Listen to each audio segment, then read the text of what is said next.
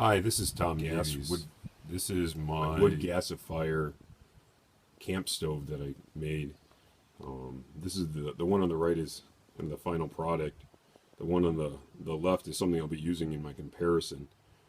Basically, all I did is I took a can about this size, drilled a bunch of holes along the bottom for some air, put a whole bunch of holes in the top, and then in addition to that, I also went and I made the holes on the inside, which you can kind of see along where the heated smoke comes up, and that's where the actual combustion of the gas will occur. I happened to have a can that the bottom was, well, this is actually the top of the can, and then I chose to just cut a hole in the bigger can around the diameter and then shove the inner can down through. Then I shoved some pieces of tin foil in an attempt to kind of seal it a little bit better. What might work even better than that would be to use some high temp caulk that you use for like around chimneys and furnaces and stuff like that. My original intent was this upper can, as you can see, I kind of cut some slots in it, some tabs, was to be able to set my pan on top of it, and it did work. However, I felt like there was too much airflow restriction. So when I'll do my test, I'll actually have my pan elevated on a ring stand. But that was my original intent. I got a bigger soup can that you found in the food kitchens at schools. My plan was to kind of go through and turn that thing upside down and kind of make a cooking surface. But for the purpose of this activity, I'm just going to use a ring stand so I can try to standardize as many things as possible. So again, the outer can, lots of holes along the bottom. I have a completely open bottom, which then I'll go through and I'll set on a block to allow a lot of airflow to come in through the bottom. That gas will come up along the side and will come in through these holes as it gets heated, and then that combustion of the wood gas will actually occur. So that's basically my thing. Cost of the project was nothing. I found just a bunch of empty cans laying around that I used, and I just kind of drilled some holes. This, like I said, I'm going to use as my comparison. So I drilled the holes on the bottom. I drilled some holes on the very bottom of the can. I didn't go as crazy as I did on this one just because that was a lot of work. But I'm just trying to get some airflow to be able to come up through the non-gasifier one just for comparison. And what I'm going to use for a fuel source is just going to be some hardwood pellets that I bought at Fleet Farm. Nothing special about them. Again, in terms of standardizing, I can then go through and determine like the total mass of wood pellets used, and I can try to get those equal on each one. So for my fuel source, like I said, I'm going to use wood pellets. And a way to kind of, again, standardize, I'm going to take equal mass of wood pellets, so 187.6 in one, 186.8, so we're really pretty close. And then we're going to pour those in our different containers. So we'll have the same mass of fuel. So for my comparison of the two stoves, I'm going to go through and I'm going to heat up water. So I got two bowls that are pretty close. They're both stainless steel, about the same size. And I'm going to try to heat up equal parts of water. So that cup is 322.14 grams. That cup, 322.5 grams. So again, pretty comparable. That I'll go through and heat. And then what I'm going to use is I'm going to use a LabQuest with some temperature probes, and I'll be able to track the temperature versus time graphs on them. So this is how I'm going to do my comparison. I'm going to set those bowls on top of each stove. Again, I got my pellets in each one. I'm going to go through and I'm going to take some hand sanitizer that I saw from some videos. Kind of squirt some in there. I missed the first time. Squirt some in there. Then what I'm going to do is I'm going to take two squares, of toilet paper, shove it in each one, like so, and then I'll put another squirt of hand sanitizer, and put another squirt of hand sanitizer. It's kind of a ignition source.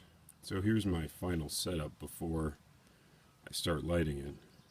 I have both stoves, ring stands, tried to get the spacing about equal.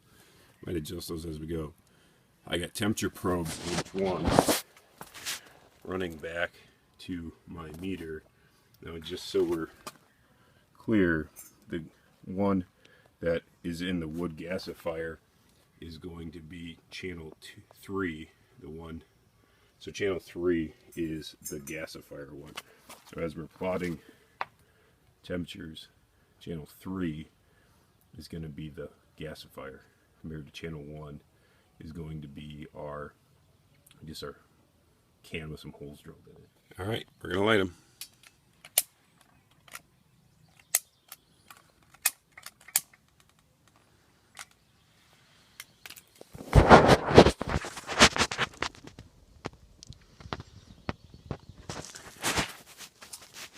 Both temperatures starting essentially the same.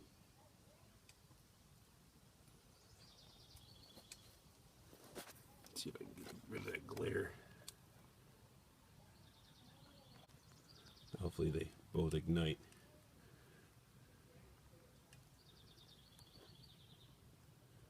I'll check back from time to time. We're about 2 minutes in. The wood gasifier is gasifying already. I don't know if you can really see it, but it is burning out of those holes drilled at the top. The other ones, it's burning. It's struggling just to burn, period, though. There's that one's ripping away pretty good.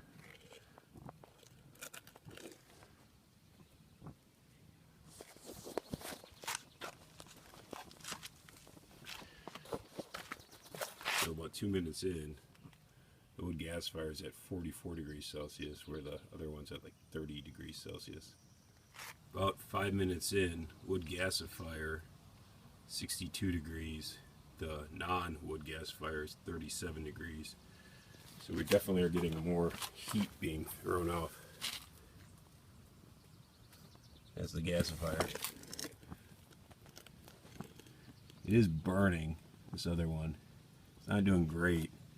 You know, I do have the air holes on the bottom trying to get some airflow, but they are burning from the top down, which is not ideal in terms of combustion.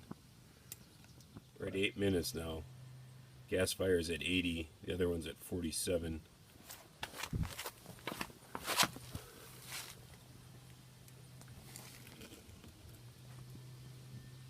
It's burning.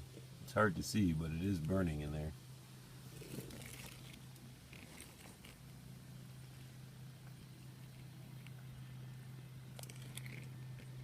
We're at 11.5 minutes. The gasifier's just about to start a rapid boil. Temperature wise, 97 and the gasifier 62 on the other one. So 12.5 minutes in, I'm going to call that rapid boil. Non-gasifier. And it's burning. 16.5 minutes in, we're at 75 degrees on the non-gasifier. Definitely starting to burn a little bit better. You can see it flare out the sides every now and then.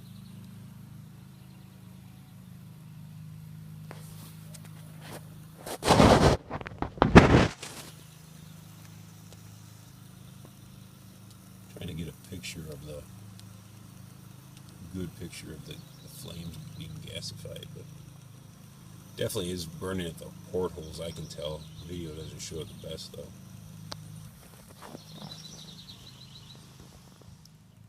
21.5 minutes in, we're at 80 degrees Celsius on the non-gasifier. Since the purpose was to compare cooking times, I decided just to take the water off the gasifier one, because then we can get a better view of what's going on inside.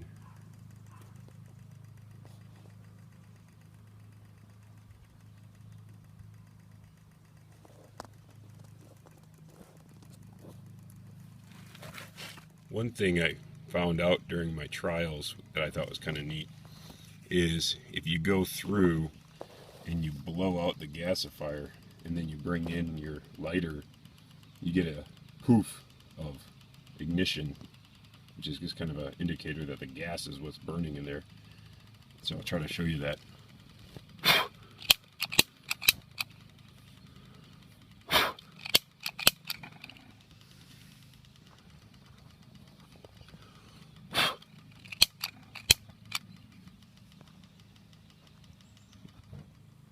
Here's a view from the top.